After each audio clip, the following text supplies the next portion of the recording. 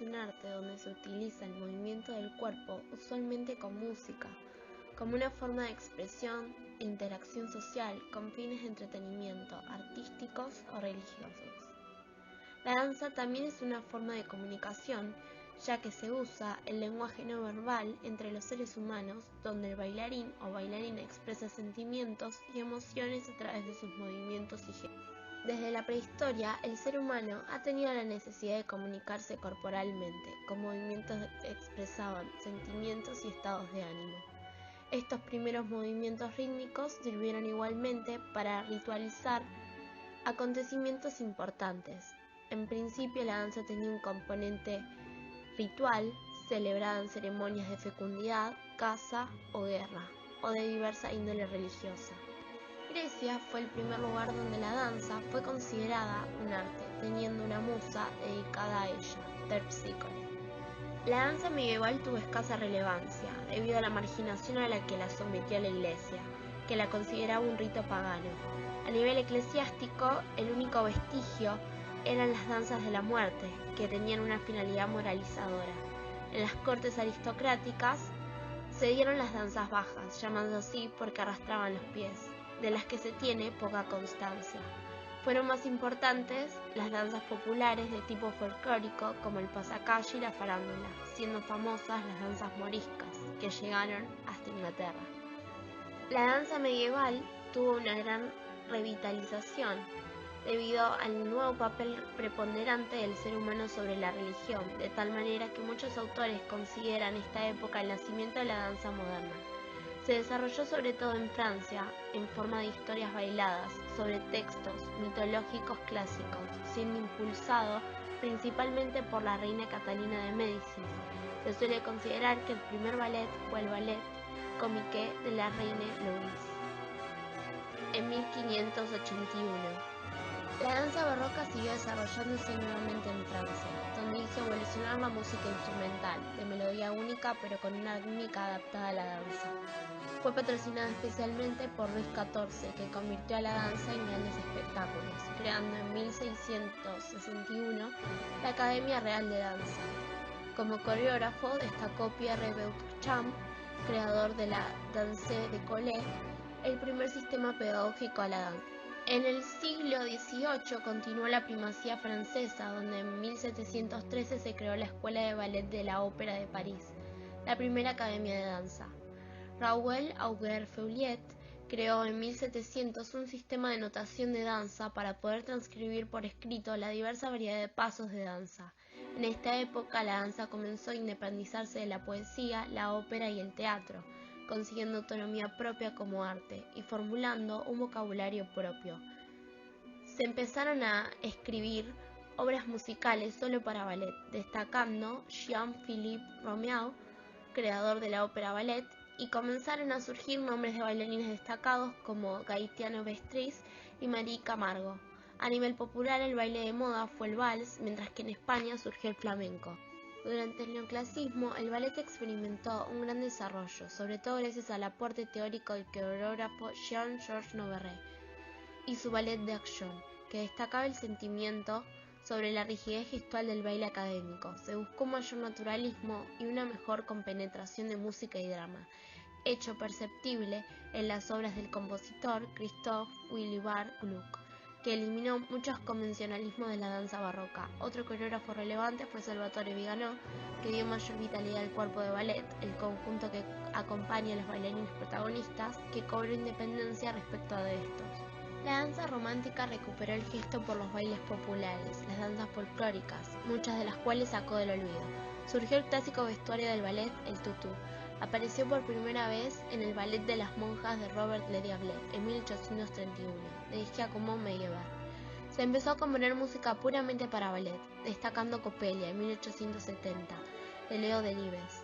En el aspecto teórico destacó la figura del coreógrafo Carlo Blasi, principal creador del ballet moderno, en cuanto codificó todos los aspectos técnicos concernientes a la danza.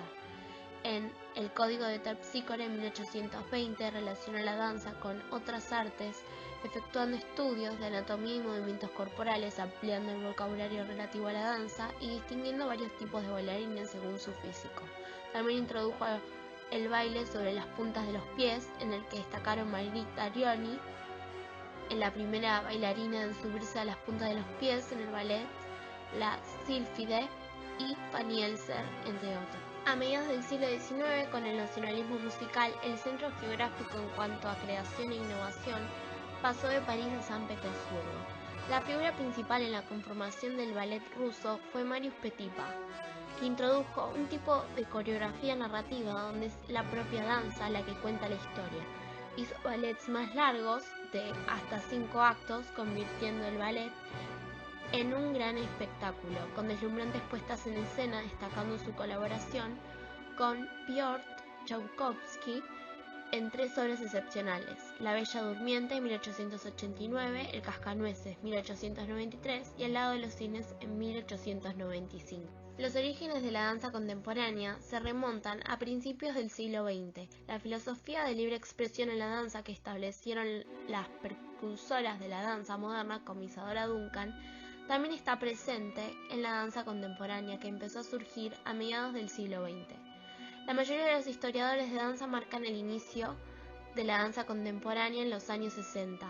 En esta época, un grupo de bailarines en Estados Unidos empezó a crear danzas que rompían con algunos criterios de la danza moderna. Empiezan a cuestionar qué es la danza, deciden que cualquier movimiento de la vida cotidiana puede ser considerado danza y que una persona no necesita tener un entrenamiento técnico para expresar la danza como arte. La danza de esta época se denomina danza postmoderna. Los bailarines y coreógrafos postmodernos se alejan de la técnica, no enfatizan la expresión de las emociones en la danza, sino la expresión más orgánica de un movimiento. Buscan utilizar el mínimo de esfuerzo para ejecutar un movimiento. La danza contemporánea no se rige por reglas ni técnicas, más bien es una danza que se rige por una filosofía que enfatiza la expresión más auténtica en el movimiento. La danza contemporánea se confunde a menudo con danza moderna. Sin embargo, son dos géneros diferentes. La danza moderna utiliza técnicas de danza que se desarrollan durante la primera mitad del siglo XX y la danza contemporánea se empieza a desarrollar a mediados de los años 50. La danza contemporánea actual es bien diversa, puede ser abstracta o narrativa, puede expresar emociones o no, se puede bailar con música o sin música, puede utilizar cualquier tipo de música. A menudo la música es un simple elemento de fondo o es un elemento rítmicamente independiente del baile. A diferencia de los bailarines de la danza postmoderna de los años 60, los bailarines de la danza contemporánea actual no se rebelan necesariamente contra las técnicas de la danza moderna ni el ballet. Algunos utilizan estas técnicas, otros las transforman y otros las ignoran por completo. Algunas de las danzas modernas son hip hop, jazz, breakdance, salsa, rock and roll, sexy style, punky, new style, jam style, electro dance y pop, entre otras. Un circo es un espectáculo artístico normalmente itinerante que puede incluir acróbatas, payasos, magos, tragafuegos, adiestradores de animales y otros artistas. Es presentado en el interior de una gran carpa que cuenta con pistas y galerías de asientos para el público. Fueron los romanos quienes usaron por primera vez la palabra circo para nombrar las actividades de entrenamiento y espectáculos públicos. La historia del circo se remonta al legado dejado por algunas de las civilizaciones antiguas, desde el lejano oriente hasta el occidente próximo.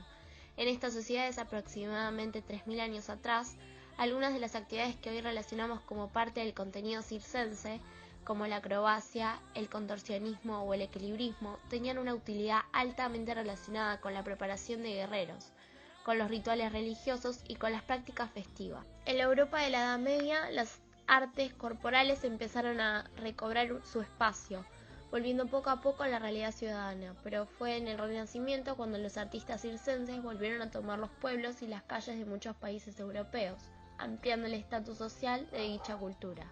Buscaban encantar, entretener y hacer reír al público.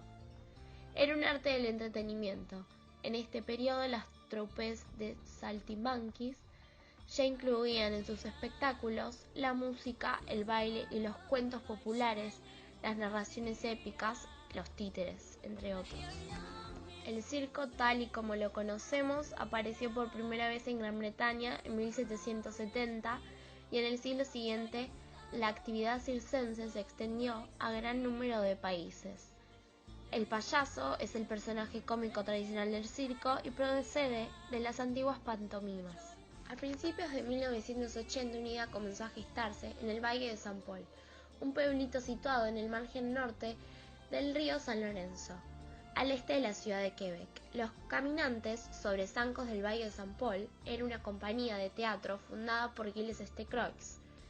Caminaban sobre zancos, hacían malabarismos, bailaban, lanzaban fuego y tocaban música. Estos jóvenes artistas, entre los que se encontraba el fundador del Cirque Soleil, Guy Laliberté, asombraban e integraban permanentemente a los residentes del Valle de San Paul. En 1984, durante las celebraciones realizadas en Quebec con motivo del 450 aniversario del descubrimiento de Canadá por Jacques Cartier, la provincia buscaba un evento que permitiera acercar las festividades a todos los quebequenses. Guy Laliberté convenció a los organizadores de que la respuesta era una gira provincial de los artistas del Cirque Soleil. La gira no se ha interrumpido desde entonces, haciéndose así uno de los circos más conocidos del mundo.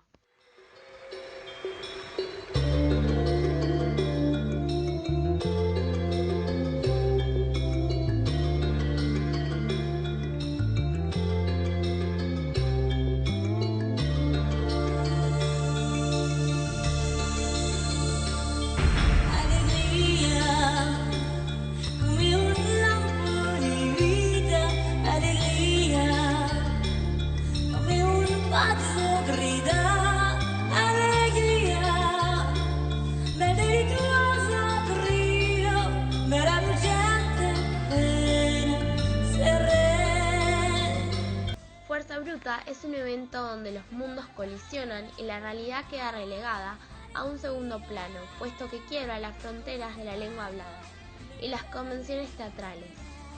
A la hora de la función, se conduce a los espectadores al escenario principal, donde quedan envueltos en un espectáculo de 360 grados que presenta efectos visuales alucinantes a tan solo unos centímetros por encima de la audiencia, que debe verse para creerse.